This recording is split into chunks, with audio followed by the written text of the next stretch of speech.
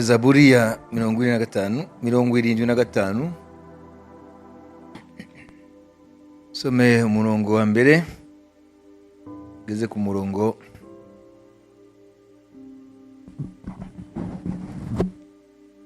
w'umunani. Mana turagushimira kuko izina ryawe riri bugufi. Abantu bamamaza imirimo itangaza wakoze, nimbona igihe cyashyizweho nzaca imanza zitabera. Isi n'abayibamo bose bacikamo igikuba, ni jye wateye inkingi zayo. Mbwira abibone nti ntimukibone, n'abanyabyaha nti ntimugashyire hejuru amahembe yanyu. Amen. Kugeza kuri wite. Ntimugashyire hejuru cyane amahembe yanyu, ntimukavuge iby'agasuzuguro mugamitsa mu ijosi. Kuko agakiza kadaturuka iburasirazuba cyangwa uburengerazuba cyangwa mu butayu bw'imisozi, ahubwo Imana niyo mucamanza, icisha umwe bugufi igashyira undi hejuru. Amen. Amen. Mais Dieu, celui qui juge, il abaisse l'un et élève l'autre. Là, ce n'est ni de l'Orient, ni de l'Occident, ni des airs que vient l'élévation. Hano iyi Zaburi ya Asafu, amen, iyi Zaburi igaragaza pozisiyo y'abantu b'Imana. Ngo twavuze ko igihe cy'Imana iyo kigeze, ibyo Imana ishaka byose irabikora. Hano ngo autant que j'aurais fixé, je jugerai avec droiture. Igihe nagennye nzaca imanza zitabera. Twabonye ko hari igihe Imana yagennye kuri buri kintu cyose. Usenga rero akwiye kumenya ko hari igihe cy'Imana n'igihe cye cyo gusenga n'igihe cy'Imana cyo gukora. Imana rero niyo itamo irakora gute, irakora ryari, iyo ni ibyayo. Muri Zaburi tubonye ko imbaraga ntago zifitwe n'abantu. Imana niyo izamura, Imana niyo cisha bugufi. Kandi ngo kuzamuka ni guturuka iburasirazuba, iburengerazuba, ikusikasikazi cyangwa mu butayu. Amen. Imana niyo izamura. Turashaka dusenge rero kugira ngo muri iki gihe turimo Imana izamure abantu bayo, ibazamure mu kwizera, ibazamure mu mbaraga, ibazamure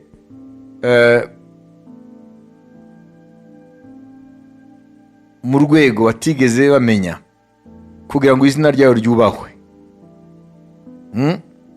Que Dieu élève son peuple. Imana izamure abantu bayo, ibazamure mu kwizera, ibazamure mu mbaraga, ibazamure mu bigaragara, kugira ngo izina ryayo ryubahwe. Amen. Imana ikuri igisuzuguro ku bantu bayo. Uwitirirwa izina ry'Uwiteka wese, Imana imuzamure, Imana ihabwe icyubahiro. Kuko iri jambo ni ry'ukuri ngo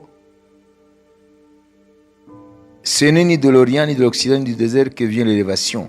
Mais Dieu est celui qui juge, il abaisse l'un, il élève l'autre. Imana izamure abantu bayo. Imana ikuzamure mu mwuka. Mbere na mbere ni mu mwuka. Kuko nuzamuka muri ibi bigaragara, uzareka n'Imana ahubwo. Mujya mubibona se? Abantu ngo bari busy. Ukaba busy ntube busy mu Mana, si kibazo. Ni kuvuga ngo Imana ikuzamuye, amen, ibanza kuzamura mu mwuka.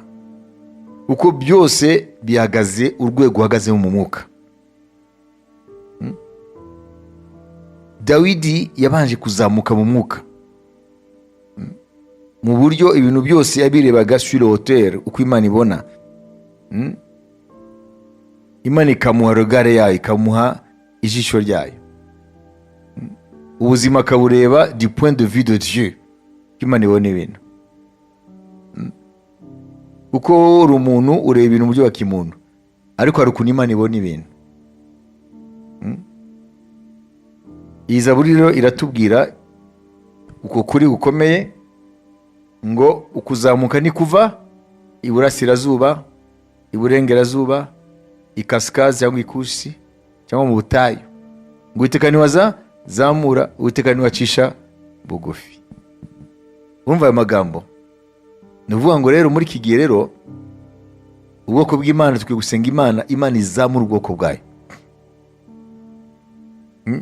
ibuzamure imbere na mbere mu mwuka, ibuzamure mu mwuka, hanyuma nimara kubuzamura mu mwuka n'ibindi birakurikira.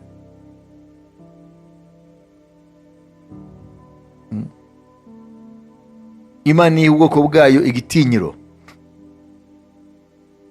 kugira ngo umutware w'isi ntabakinireho, Satani n'abadayimoni be bahinde imishitsi imbere y'ubwoko bw'Imana.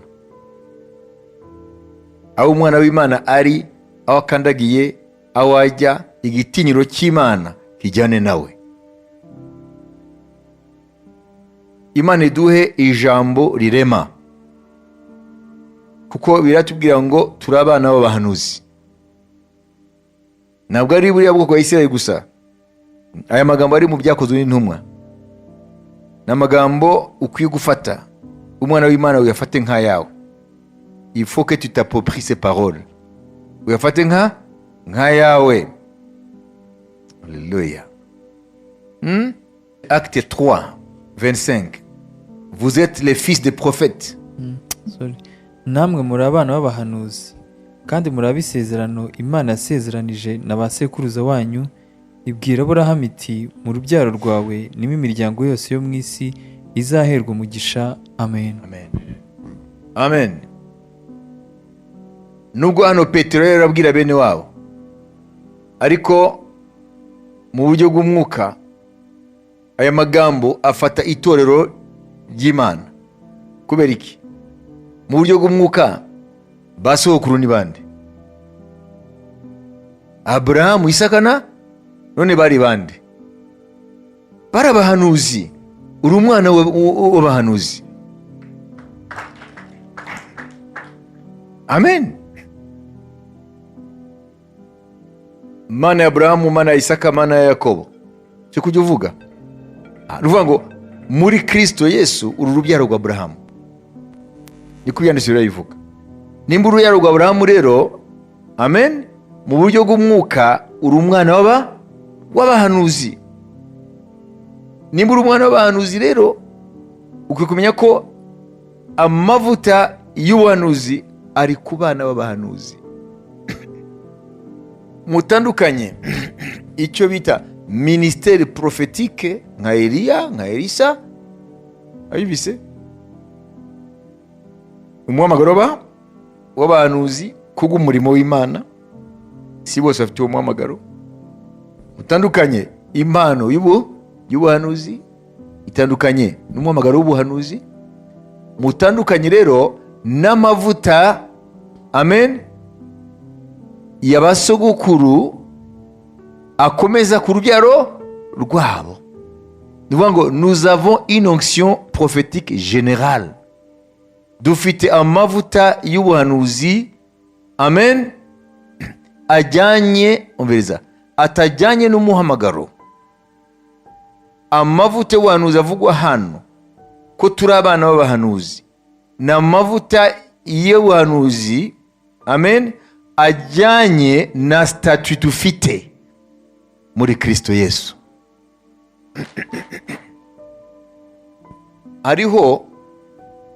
Ariho umuhamagaro w'abahanuzi ba Eliya, ba Elisa n'abandi. Uwo ni umuhamagaro, ntabwo ari bose bahamagarwa mu muhamagaro. Dufite impano y'ubuhanuzi, ishobora kuza ko ari wowe wese, bigisha umwuka arashakiye. Hariho rero n'amavuta y'ubuhanuzi, amen, adaturuka ku muhamagaro, adaturuka ku mpano, ahubwo aturuka ku cyo turi cyo muri Kristo Yesu. Uko hariya bavuze ngo muri abana b'abahanuzi, ni ukuvuga ngo amavuta ya Aburahamu na Isaka na Yakobo aherekeza urubyaro rwa Aburahamu. na niyo mpamvu Isirayeli nyuma y'imyaka 2000 ayandi mahanga mu gihe cyayo yarazimangatanye amateka, bo baracyahari kuko hariho amavuta ari kuri bo, kuko ari abana ba Aburahamu na Isaka na Yakobo mu maraso, kandi hari isezerano yuko hazaba gukura kuri cya gishitsi ikindi giti, ni ukuvuga ngo hazaza amashami y'abakiranutsi, ni ukuvuga ngo Isirayeli hazagera igihe aho izavamo ishyanga ryera nyuma izamuka ry'itorero. None itorero rya Kristo, iyo mvuze itorero simvuga amadini, ntabwo ari amadenomination. Uwo amadenomination ashobora kuba arimo abana b'Imana cyangwa bakaba bavanze n'abapagani, mvuge abapagani mu muzi w'Imana. Ndiyo ndavuga l'église spirituelle, ndavuga itorero ry'Imana mu mwuka. Mutandukanye amadini hamwe n'itorero ry'Imana. Wibise aya mazina y'amatorero, itorero sibyo, ayo ni amazina y'ibigaragara n'amaso, ariko mu mwuka Imana niyizi abayo, kubera ko ngo urufatiro rw'Imana ruracyahagaze, Uwiteka azabe, kandi uwamba izina rye wese itandukanye n'ikibi. Hano ndiyo ndavuga itorero ryo mu mwuka, abana b'Imana bazwi n'Imana yonyine. Abana b'Imana bo mu mwuka bazwi n'Imana, abo bariho amavuta y'abahanuzi, kubera yuko amavuta ya Aburahamu yabaye transmise, onction yabaye transmise kuri Isaka, iba transmise kuri Yakobo. Haleluya, amen. Hanyuma Kristo, amen, akomoka muri iyo nzira. Haleluya. Umuryango wa Yuda mwene Isirayeli. Bivuga ngo muri Yesu Kristo Imana yashimye ko mu mahanga yose haboneka abizera, hanyuma abo bakitwa urubyaro rwa Aburahamu. Harimo abayuda bizeye Yesu n'abanyamahanga bizeye Yesu. Abo rero banyuze mu nzira yo kuvuga ubwa kabiri, bariho amavuta ya onction prophétique, hariho prophetic anointing, hari amavuta, kuna mafuta ya unabii. Bivuga ngo rero nubwo atari abahanuzi by calling, nubwo atari abahanuzi mu muhamagaro, nubwo bashobora kuba batafite impano y'ubuhanuzi, ariko kuba bari muri Kristo Yesu, sibyo, bafite statut, haleluya, yuko ari abana b'Imana. Ni ukuvuga ngo kuba uri umwana w'Imana gusa, amavuta ya Aburahamu na Isaka na Yakobo basokuruza bawe akuriho. Abantu rero bakiye kubitandukanya, sibyo? Sino ndavuga abantu bose n'abahanuzi, mwabyumvise? Ari abahanuzi kugumwa umuhamagaro, okay, ba Eliya, ba Elisa n'abandi.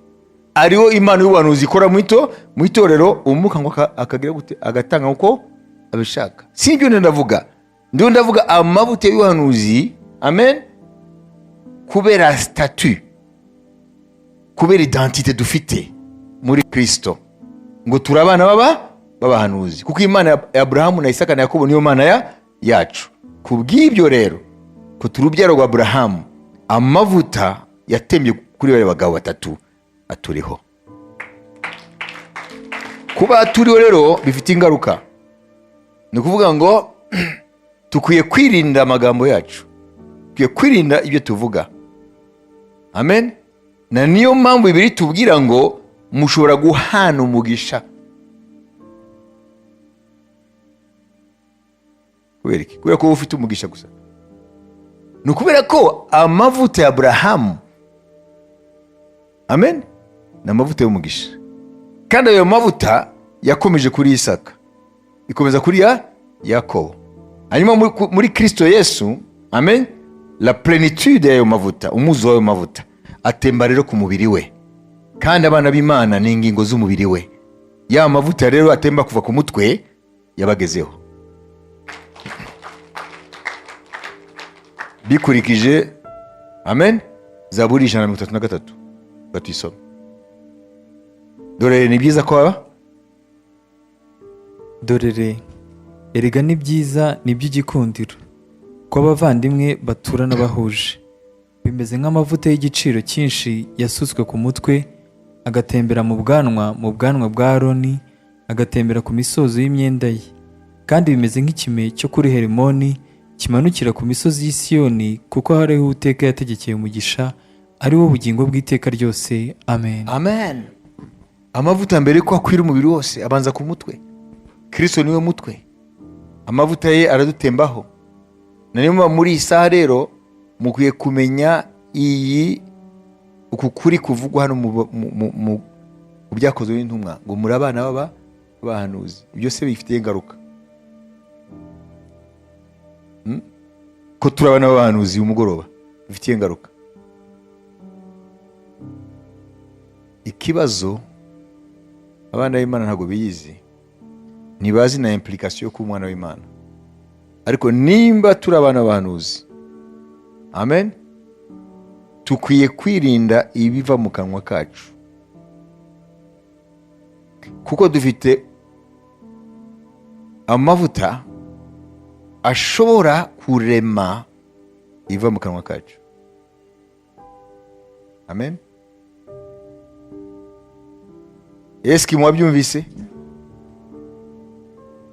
Twese turabahanuzi nka Eliya? Oya, uyo ni umuhamagaro. Twe dufite impano yo guhanura? Oya, umukata uko ashaka. Ariko amavuta y'ubuhanuzi tuyakomoza kuri nde? Kuri Aburahamu, kuko turi urubyaro rwe. Ingaruka rero ni iyihe rero? Kandi hari abantu rero bibeshya bakibaza ko ubuhanuzi ni ukuvuga ibizaba gusa. Non, c'est pas ça. Amen. Alléluia. Nimba tufite amavuta ya Aburahamu na Isaka na Yakobo, kubera identité dufite muri Kristo, kubera statut dufite abana b'Imana, urashobora kwatura ibyiza kuri mugenzi wawe, ibyo umwifuriza. Ya mavuta ya Aburahamu na Isaka na Yakobo muri Kristo ayo twakiriye, amen, ibyo bintu ejo akazabibona mu buzima bwe. Nibyo bita muri abana b'abahanuzi. Enda yabyumvise. Ikibazo rero, uretse kutabimenya, tuba amatorero kandi tukomeza kwibera muri za kamere. Ubwo se wowe uzagenda ayo mavuta y'ubuhanuzi azana ibyiza kuri mugenzi wawe kandi twuzuyemo ubutindi n'ibikikane, n'urwango n'ikikane, n'ishyari n'ibikane, ubugome byose ibyo turabizi. Nashaka kuvuga mesquinerie, ubutindi ntibishoboka. C'est onction noble. Uriya ni ubutindi. Abantu rero kumenya icyo tuje muri Kristo ni kimwe, ariko kugira umutima wa Aburahamu na Isaka na Yakobo ni kindi. Ni bande hano umaze kumva iri jambo? Turabana b'abahanuzi, wabyumvise? Amen. None turashaka uyu mwanya mu gusoza. Amen.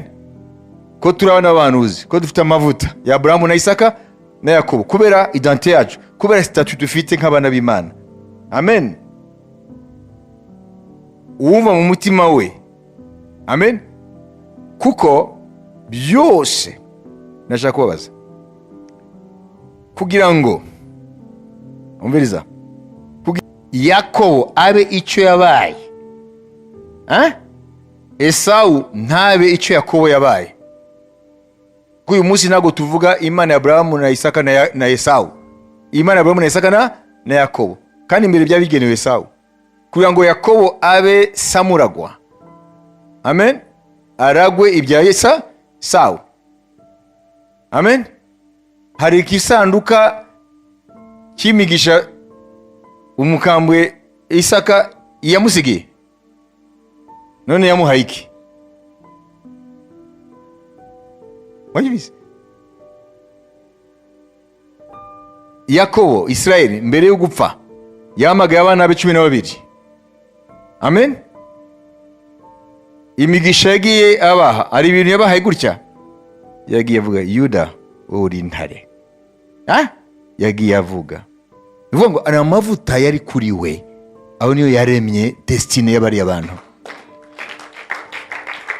ariko se byari bisunitswe n'umutima umeze gute? Umutima w'Imana. Amen, haleluya. Nimba ushaka kwatura ibyiza ku muntu, ukwiye kuba ufite umutima w'urukundo. Nta wundi nimba ufite imitima yacu benshi dufite y'ubutindi n'ubutiriganya n'ibiki n'amateko n'ibiki byose n'ibiki kandi ibitindi byose, ntabwo ushobora kuba umuyoboro w'ayo mavuta. Niyo mpamvu rero biragoye amatorero menshi kugira ngo ayo mavuta akore, kuko ni abakristu ku munwa ariko imitima iri muri ya kamere mbi iba mu bantu, uburyarya. N'abakristu bo mukareba mu maso ukabona ko bari méchant. Umaze kubibona? Sivuga abapagani, no muzi Imana uri umukristo ubona ko ari méchant. Sese umuntu uze umumesha se muzi Imana. Ijambo ry'Imana rikavugwa imisozi,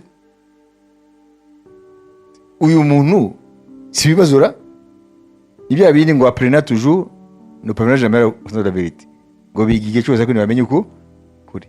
Ntabwo amavuta ya Aburahamu na Isaka na Yakobo atemba ku bantu badafite umutima w'Imana. Wabyumvise? Kuko isoko nizana amazi aryoshye n'amazi asharira, wowe uzawuzuye ubusharire n'ubutindi bwawe n'ibiki byose, hanyuma uzaba umuyoboro w'umugisha gute?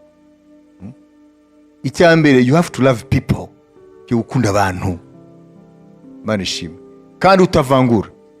Aho ni uzaba umuyoboro w'ayo mavuta. Amen.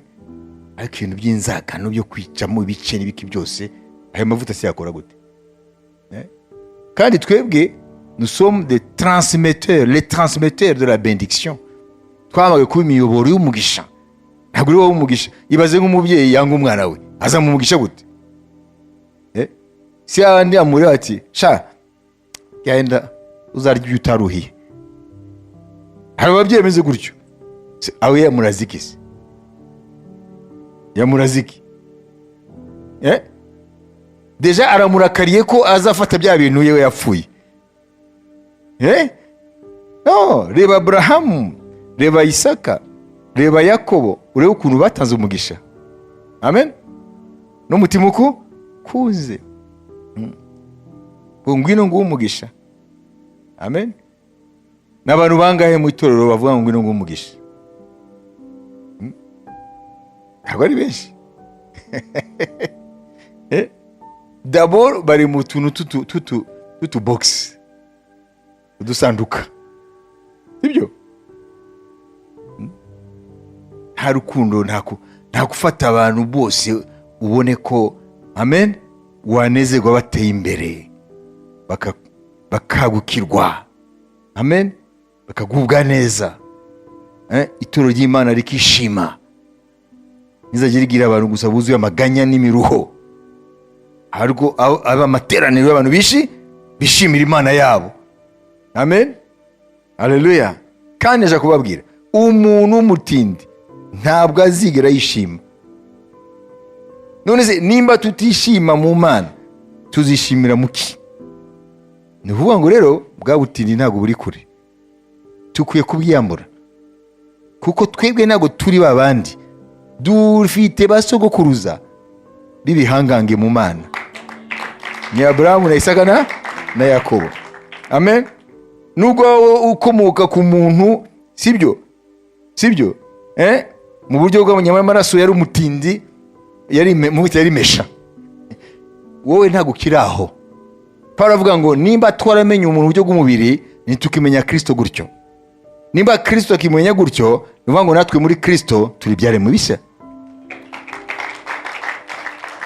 Ubu rero nimba mwabyumvise, nashaka abantu babiri ariko nta kindi mukora, muraza kwaturanira ibyiza wifuza ku mugenzi wawe, ariko apana kwibaza ngo n'amagambo, kumenya ko hari amavuta dufite kuri twe. Amen. Niki wifuza ko uyu muvandimwe, amen, Imana yamukorera, kandi Imana ibone ko nta buryarya, kandi imana ibone ko nibiba uzishima. Amen. Bibiliya iravuga ngo Dieu a un cœur large. Imana ifite umutima wa mugari, natwe dufite umutima ufunze. Ninde yumva ko umutima we ushaka gutanga umugisha? Nta buryarya. Amen. Nimba biva mu mutima wumva ko nibiba uzishima, babiri wature ibyo wumva mu mutima wawe Imana yakorera uya muvandimwe. Babiri kandi muvuge muti ndi umwana w'abahanuzi, wature ibyiza. Dufate iminota 3. Babiri. Icyo wumva wakwishima Imana imukoreye ukimwatureho. Libérer les bénédictions. Release blessing in the name of Jesus.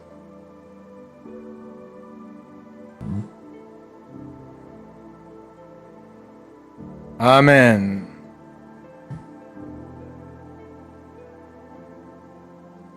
Amen.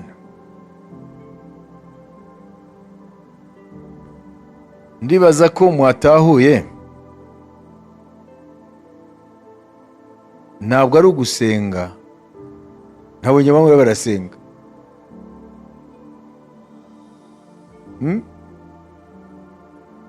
Ntabwo ari ugusenga. Mwigeze mwumva Isaka Yakobo amaze kuza yiyoberanije akiyita Esawu? Ugeze kumva Isa musengera?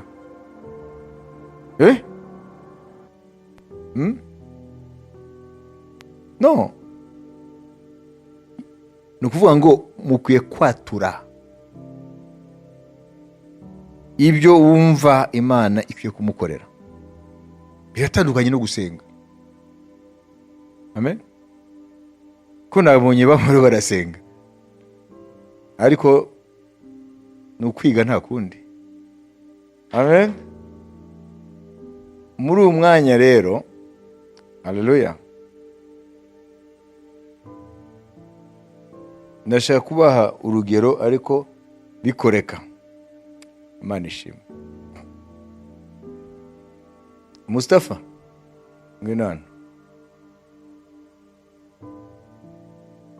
Fata microphone.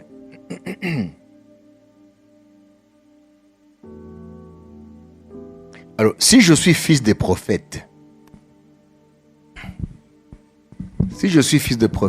niba ndi umwana w'abahanuzi, selon les paroles de Pierre, dushingiye ku magambo yavuzwe na Petero. Amen. Amen. Alléluia. Amen. Au chapitre 3, au verset 25. Igice cya 3 umurongo wa 25. Vous êtes les fils des prophètes et de l'alliance que Dieu a traitée avec nos pères. Vous êtes les fils des prophètes muri abana b'abahanuzi et de l'alliance que Dieu a traitée avec nos pères. n'abisezerano Imana yasezeranyije abasogokuruza En disant à Abraham, ibwira Aburahamu, toutes les familles de la terre seront bénies en ta mu postérité. rubyaro rwawe nimo imiryango yose yo mu isi izaherwa umugisha. Et la postérité dont il est question ici, c'est Jésus-Christ. Kandi urubyaro ruvugwa hano ni Yesu Kristo. Et nous sommes en Christ. Natwe turi muri Kristo. Donc nous sommes dans ce qui est dit ici. Ni ukuvuga ngo turi muri ibi byavuzwe hano. Alors si je suis moi, niba rero njyewe fils des prophètes, ndi umwana w'abahanuzi, enfant de l'alliance umwana w'isezerano que Dieu a traité avec mes pères, Imana yagiranye na basokuruza banjye. je veux dire ici les pères dans la foi. Ndavuga hano basokuruza mu kwizera. Ce n'est pas mon père biologique ou mon grand-père biologique. Ntabwo ari data cyangwa sokuruza mu buryo bwo mu mubiri. Mes pères spirituels, Ni abasokuruza mu mwuka. c'est Abraham, Isaac et Israël. Ni Aburahamu, Isaka na Isirayeli. Alors en son nom Jésus, Rero mu izina rya Yesu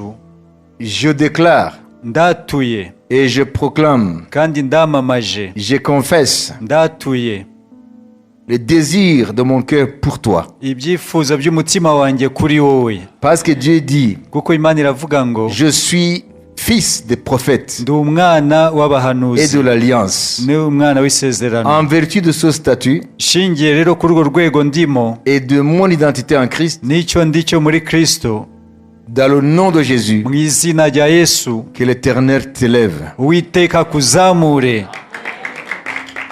que l'Éternel t'élargisse, Uwiteka akwagure, que l'Éternel te donne le désir de ton cœur, Uwiteka aguhe iby'umutima wifuza, que l'Éternel mette tes ennemis sous tes pieds, Uwiteka ashire abanzi bawe munsi y'ibirenge byawe, que l'Éternel bénisse ta corbeille, Uwiteka aho umugisha ibitenga byawe, que l'Éternel bénisse tes allées et tes venues, Uwiteka aho umugisha amajya n'amaza yawe, que l'Éternel bénisse ta maison, Uwiteka aho umugisha inzu yawe, que l'Éternel te fasse triompher, Uwiteka aguhe kunesha, que l'Éternel te fasse marcher la tête haute, Uwiteka atuma ugenda wemye, que la confusion soit du côté de tes ennemis urujijo rube mu banzi bawe, et que tu ne sois jamais confus. ntuzagire ugira urujijo na rumwe, Que l'Éternel te donne une raison saine. Uwiteka aguhe ubwenge buzima, Que l'Éternel bénisse les fruits de tes entrailles. Uwiteka aho umugisha imbuto zo mu nda yawe, Ça veut dire tes enfants. ni ukuvuga ngo urubyaro rwawe. Si tu es marié, que l'Éternel bénisse ton conjoint, ta conjointe. Niba warashatse, Uwiteka aho umugisha umugabo wawe cyangwa umugore wawe, Que ton jardin soit toujours verdoyant. umurima wawe uzahore wera, Que l'Éternel te remplisse de joie. Uwiteka akuzuza umunezero, Que l'Éternel bénisse tes pas. Uwiteka aho umugisha intambwe zawe, Que l'Éternel bénisse le travail de tes mains. Uwiteka aho umugisha imirimo y'amaboko yawe, Que l'Éternel bénisse tes projets. Uwiteka aho umugisha imishinga yawe, Qu'il n'y ait jamais de stérilité en toi ni en ta postérité. ntihazaba ubugumba muri wowe cyangwa ku rubyaro rwawe, Que l'Éternel te rende prospère. Uwiteka atume utunganirwa, Que toute arme forgée contre toi intwaro zose zicuriwe kukurwanya soit sans effet. ntizigire icyo zigutwara, Que toute langue qui se lève contre toi, tu la condamneras. kandi ururimi rwose ruzagurukira kugutsinda uzarutsinda. Que l'Éternel remplisse tes mains Uwiteka yuzuze ibiganza byawe pour que tu sois une source de bénédiction pour plusieurs. kugira ngo ube isoko y'umugisha ku bantu benshi. Que l'Éternel accomplisse les bonnes promesses dans ta vie. Uwiteka asoze amagambo meza ku buzima bwawe, Qu'il ne te manque jamais de semences. ntukabure imbuto na rimwe. Et que l'Éternel multiplie ta semence. Uwiteka akube imbuto zawe, Et que plusieurs kandi benshi tendent les mains vers toi bazakuramburire amaboko pour être nourris. kugira ngo bagaburirwe. Que tu ne sois jamais parmi ceux qui mendient, Ntuzabe na rimwe mu bantu basabiriza, mais que tu fasses don à plusieurs. ahubwo uzabe utanga uha abantu benshi. Et qu'à partir d'aujourd'hui, Kandi uhereye umunsi, que la bénédiction de l'Éternel umugisha w'Uwiteka s'attache ube à toute ta vie. ku buzima bwawe bwose, Qu'il n'y ait aucune malédiction ntihazaba umuvumo n'umwe qui opère dans ta vie, ukorera mu buzima bwawe ni dans ta maison, cyangwa mu rugo rwawe ni parmi tes proches. cyangwa mu bakwegereye, mu bavandimwe bawe. Et que l'Éternel t'accorde Uwiteka aguhe sa faveur ineza yayo ku buzima bwawe partout où tu seras. aho uzaba hose. Que la faveur de Dieu Ineza y'Imana soit sur ta vie. izabe ku buzima bwawe, Et que tes yeux, kandi amaso yawe chaque jour, iminsi yose se réjouissent azishimire de l'œuvre de l'Éternel. kubona imirimo y'Imana. Et qu'à partir d'aujourd'hui, Uhereye umunsi, que le ciel te soit ouvert. ijuru rigukingukire, Et que tes prières amasengesho yawe soient entendues azumvwe jusque kugeza devant le trône de Dieu. imbere y'intebe y'Imana.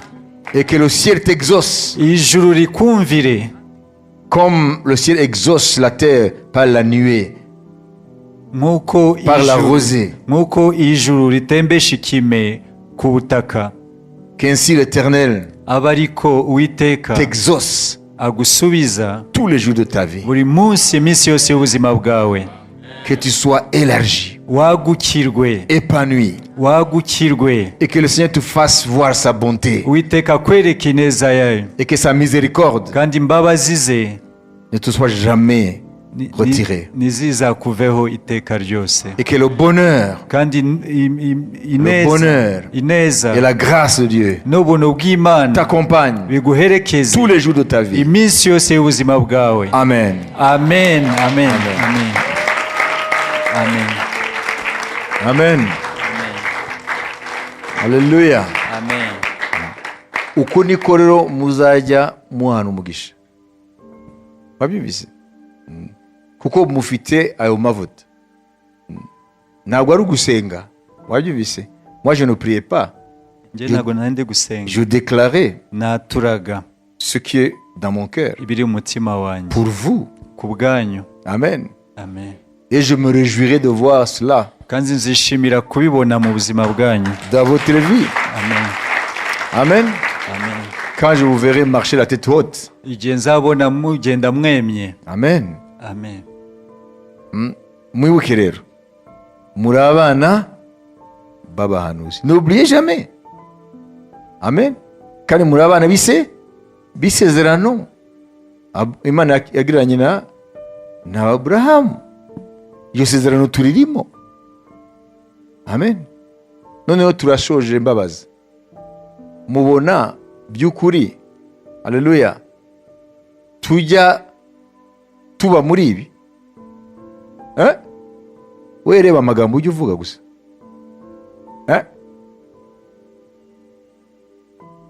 Urebe nuko ureba abandi. Ese wifuriza iki mu Mana? Voyez? Ni ukutamenya rero icyo turi cyo muri Kristo. Amen. Birashobora kuba ari ibintu byinshi bituma itorero ritepanwisa, kuko abantu ntabwo baribera aya mavuta, bigatuma Satani afunga. Tukibaza ngo ni Imana idashaka kubikora. Nawo bitwa abana bayo nibo batazi icyo babaye cyo n'ubushobozi bafite muri Kristo. Amen. Iri jambo rero ntuzajya urifata nk'uko bireba abandi, keretse nimba utavutse ubwa kabiri ukaba utari muri Kristo, wibereye mu idini gusa. Ariko ibi ni iby'abana b'Imana b'ukuri bavutse ubwa kabiri mu kwizera Umwami Yesu Kristo, bakaba bafite umwuka wera. Abo rero bitwa abana b'abahanuzi, abana bisezerano, bafite muri bo umugisha. Ibyo batura biraba. Haleluya. Amen. Ibyo mukwiye kubimenya. Ariko birasaba ko tugira umutima wahindutse, tarimo meskineri. Tuve muri twa tuntu tw'amatiku n'ibiki n'ubutindi. Il faut aimer le peuple de Dieu. Ukunda ubwoko bw'Imana. Amen. Haleluya. Sans distinction, udatoranya. Ariko abantu benshi bari kure y'ibyo. Sanga bari mu tuntu tw'utugroupe turaho gusa. Ils n'ont pas compris ce que Dieu a fait d'eux. Ntabwo bamenye icyo Imana bahinduye byo. Rero turashoje, mutahane iyi verse ndayibahaye ngo mugire muyitekerezeho. Ibyakozwe n'intumwa bice 3:25, hanyuma umenye icyo aricyo. Nimba wowe ushobora gutanga umugisha, sibyo? Numva ko umugisha ubanza guhera kuri wowe. Haleluya. Kuko umugisha uragenda uva kuri wowe. Vuga ngo nawe ukwiye kumenya ko ufite uwo mugisha. Rero Imana ishimwe umunsi wa kabiri. Haleluya. Kandi nibaza ko twizeye bitari bike, hanyuma tuzakomeza ku munsi w'ejo. Imana ishimwe. Kadusenge. Mwami Imana Data, turagushima mu izina rya Yesu kuri uyu munsi wa kabiri waduhaye muri amasengesho y'itorero, aho dushaka Mwami ngo ijwi ryacu ryumvikane mu ijuru, ryumvikanisha ibyo tukwifuzaho. Tumaze Mwami gusoza tumenye ko turi abana b'abahanuzi. kandi abana b'isezerano. Turi umugisha wa Aburahamu na Isaka na Yakobo, kandi dufite ubwo bushobozi muri Kristo bwo kwatura umugisha, bwo gutanga umugisha, kandi Umwuka Wera agaherekeza amagambo yacu, akarema ibyo tuvuga.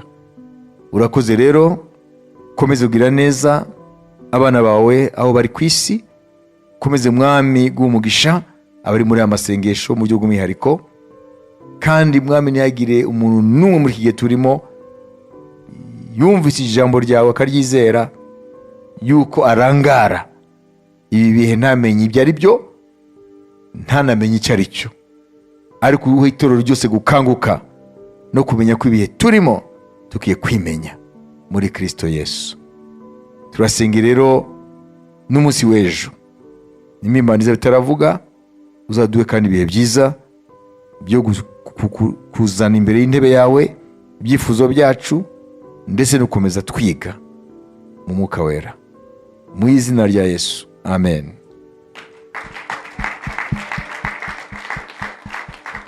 Mugire umugoroba mwiza n'ijoro ryiza.